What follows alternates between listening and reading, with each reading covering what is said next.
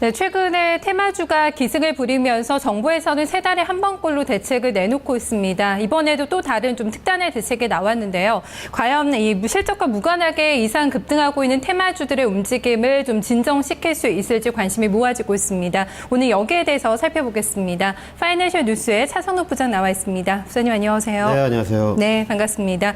이번에 또 대책이 나왔는데요. 단기 과열 종목에 대한 규제가 상당히 또 강화가 됐죠. 그렇습니다. 지난 5일이죠. 금융위원회 이제 금융당국의 금융감독원 이제 한국거래소와 함께 단기 이상 급등 과열 종목에 대한 이제 대응 방안이란 대책을 이제 마련을 했는데요. 방금 이제 앵커께서 말씀하셨습니다만은 그동안 금융당국이 정치 테마주 등 이제 일부 테마주에 대해서 이상 급등 종목에 대한 그 대책을 여러 차례 내놨습니다만은 그동안 이제 금융당국이 같은 대책을 비웃듯이 별다른 이제 실효가 없었는데요. 금융당국이 이번에 아주 보다 강력한 그런 또 대책을 또 이제 내놨습니다. 지금 같은 경우에는 이제 주가가 이상 급등할 때 투자 주의라든가 투자 경고, 투자 위험 종목 이렇게 지정을 하게 됩니다만은 앞으로는 이 외에도 단기 과열 종목을 또 지정을 해서 시장 경보 기준이 새롭게 이제 강화돼서 나오게 됐는데요. 단기 과열 그 종목 지정은 기존에는 이제 주가만 이상 급등할 경우에 이제 지정이 됐습니다만은 앞으로는 주가 외에도 거래 회전율이 갑자기 이제 증가하거나 변동성이 커지는 등 이같이 세 가지 요건을 모두 이제 살펴보기로 그렇게 방침을 정했습니다. 이같이 이제 세 가지 기준을 충족하게 되면은 예고 이후에 금융당국이 이제 시장 조치를 발동하게 되는데요. 앞으로 세부 기준이라든가 발동 요건은 앞으로 이제 마련할 계획입니다. 투자 경고라든가 투자 위험 그리고 단기과열 종목으로 이제 지정이 되게 되면은 거래가 이제 정지가 되는데요.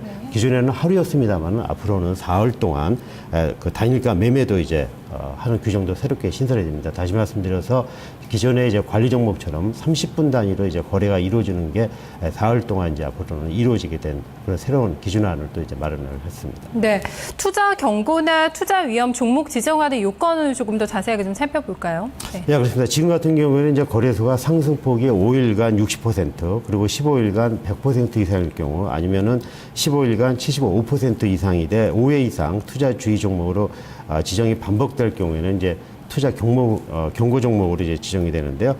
또 이후에도 똑같은 현상이 반복이 되면 투자 위험 종목으로 이제 지정을 합니다. 하지만 앞으로는 이제 최근 테마주에서 나타나는 불건전 매매 양태를 보일 경우에는 주가 상승폭이 5일간 45% 그리고 15일간 75% 이상만 되더라도 투자 위험 종목으로 이제 지정이 되게 되는데요. 방금 이제 언급한 불건전 매매 양태의 경우에는 당일 이제 최고가 매수 주문이라든가 체결이 과다하게 이제 반복이 되는 경우 그리고 데이트레이딩 참가 위탁자의 비중이 큰 경우 다시 말씀드려서 단타 매매자의 이제 비중이 이제 과도할 경우에는 이같이 이제 그 조건에 이제 충족이 되는 것으로 이렇게 되어 있는데요. 또 아울러 이제 투자 경고라든가 위험 종목 가운데서 업종지수 상승률 요건을 또 하향 조정을 하고요. 그리고 투자주의 종목 지정 기준도 15일간 3일 이상 예방 조치를 받은 계좌가 관련 종목으로 또 범위를 확대를 또 했습니다. 많이 까다로워지네요. 단기 이상 급등 종목 같은 경우에 불공정 거래 강화도 또 조사가 강화가 되죠? 그렇습니다. 한마디로 뭐 주가 조작 여부를 이제 조사하는 걸 강화하겠다는 것이 이제 금융당국의 의도인데요. 기업 실적과 이제 무관하게 주가가 이상 급등하는 종목은 이제 주가 조작 여부라든가 대주주의 그 불공정 거래 관련성을 이제 집중 조사하기로 그렇게 또 방침을 정했습니다. 대주주라든가 이제 보유 주식의 대량 매도 그리고 내부자 거래 연관성 등을 이제 면밀히 점검하기로 했는데요. 최근에 이제 안철수 테마주로 분류가 됐던 미래산업 같은 경우에 최대 주주인 정문순절 사장이 보유 주식을 전량 이제 매도한 일 그리고 웅진그룹 윤석권 회장 부인이 웅진홀딩스의 법정관리 신청 전에 웅진 싱크백 주식을 모두 이제 매도한 점 이런 부분들에 대해서 이제 앞으로는 조사하겠다라는 그런 이제 의지를 이제 밝혔는데요.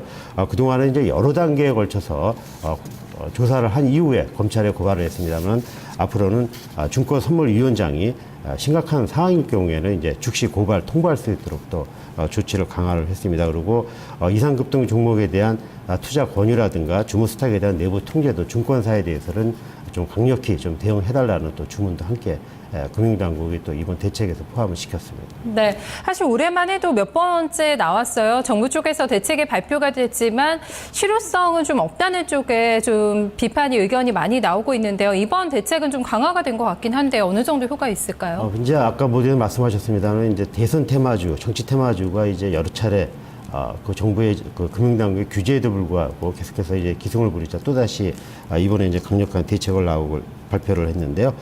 전문가들 얘기를 들어보면 이제 이번 대책이 테마주 억제에 효과가 있을 것으로 이제 기대는 하고 있습니다. 하지만은 여전히 우려하는 시각도 이제 만만치 않은데요. 이번 대책의 핵심을 보게 되면 아무래도 시장 경법 기능의 확대 그리고 이상급등 종목에 대한 이제 단기가의 완화 장치 이제 도입인데요. 금융당국은 일단 이번 조치로 주가 급변 가능성이 좀 적어지고 미확인 정보에 의한 과열 양상을 좀 많이 완화될 것으로 이렇게 기대를 하고 있습니다. 하지만 전문가들 사이에서는 이번 조치의 실효성이 아직도 좀 미지수다 이런 의견을 좀 내놓고 있는데요. 일단 단일가 매매로 인해서 이상 급등의 제동이 걸릴 수는 있습니다만은 오히려 이상 급등을 더 부추길 수 있다 이런 또 우려도 이제 나오고 있는 상황입니다. 그리고 그 주문과 동시에 이제 거래가 이루어지지 않고 30분 단위로 이제 매매가 이루어지는 그런 이제 그 경우에 대해서도 오히려 규제가 이제 과도한 규제다 이런 또 반발도 적지 않을 것으로 또 전문가들은 이렇게 분석을 하고 있습니다. 네, 앞서서도 얘기를 해주셨는데 대선이 얼마 안 남았습니다. 정치 테마주들은 어땠나요?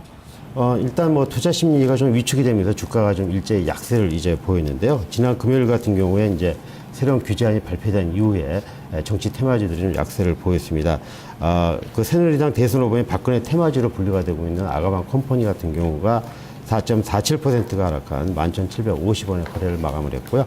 역시 또 이제 같은 대선 그 박근혜 테마주로 분류가 되고 있는 비트컴퓨터하고 보령미디앙스도 전날보다 이제 2.15%, 2.91%씩 주가가 이제 약세를 보였습니다. 그리고 문재인 테마주에 속하는 우리들 제약도 역시 전날 대비 이제 3% 정도 주가가 내린 2,580원의 거래를 마감을 했고요.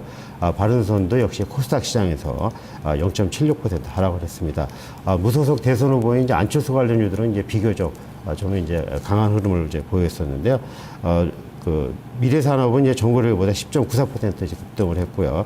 코스닥 시장에서 이제 안랩도 0.37% 소폭 하락을 했습니다만은 링네트 같은 경우에는 이제 0.12% 하락을 했고요. 한국정보공학도 1.09% 하락하는 채 지난 금요일 장을 마감을 했습니다.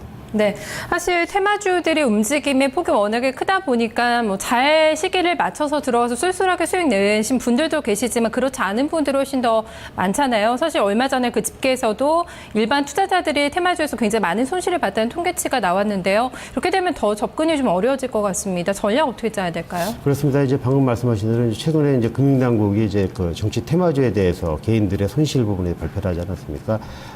뭐 10명 중에 9명의 개인이 모두 이제 손실을 입었고요. 손실 규모도 2조 원에 육박할 정도로 이제 엄청난 투자 손실을 입은 것으로 발표를 했는데요. 사실 테마주로 수익을 내기는 사실 쉽지 않은 것으로 전문가들조차도 이렇게 의견을 내고 있습니다. 그래서 일단 테마주에 대한 투자는 어느 정도 전문가 영역이다 할 정도로 전문가들이 이제 개인 투자자들에 대해서는 투자를 좀 자제할 것을 이제 조언을 하고 있을 정도로 어려운 부분인데요.